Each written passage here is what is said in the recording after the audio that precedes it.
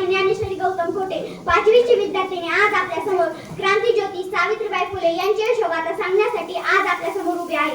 मुळात सावित्रीबाईंची यशोगाथा सांगणं म्हणलं की सावित्रीबाईंना प्रथम समजून घ्यावं लागतं. सावित्रीबाईंना समजून घ्यायचं कसं हा जेव्हा मी विचार करायला लागते तेव्हा माझ्या मनामध्ये विचार येतो की सावित्रीबाईंचा जन्म झाला, सावित्रीबाई शिकल्या, हे बोलायला लिहायला वाचायला खूप सोपं आहे, परंतु सावित्रीबाई ज्या परिस्थितीमध्ये शिकल्या, सावित्रीबाईंनी हे सर्व ज्या परिस्थितीमध्ये केलं, या परिस्थितीचा जर आपण आढावा घेतला तर खऱ्या अर्थाने सावित्री म्हणजे कोण होती, सावित्री म्हणजे कोण होती हे आपल्याला कळेल. अहो ज्या काळात मुली जन्माला येणं हेच पाप मानलं जायचं, अहो ज्या काळात मुली जन्माला येणं हेच पाप मानलं जायचं, त्या काळात मुली 9-10 वर्षाच्या झाल्या की त्यांचं लग्न एका वयोवृद्ध व्यक्तीशी किंवा त्याच्यापेक्षा 20 ते 25 वर्षाने मोठ्या असलेल्या व्यक्तीशी लावून दिलं जायचं. असा भयंकर काळ होता. त्या काळात महिलांना आपल्या समजलं जात होतं.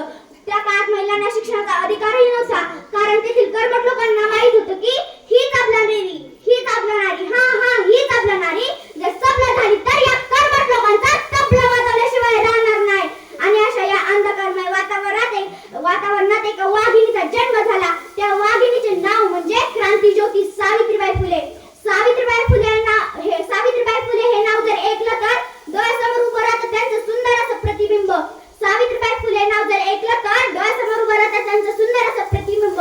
सावित्रीबाईंनी त्यांचं अख्खं आयुष्य लावलं समाजसेवेसाठी, स्त्री मुक्तीसाठी, स्त्री शिक्षणासाठी. 3 जानेवारी 1831 रोजी सावित्रीबाईंचा जन्म सातारा जिल्ह्यातील नायगाव येथे वडील खंडोजी आणि आई सत्यवंती यांच्या पोटी झाला.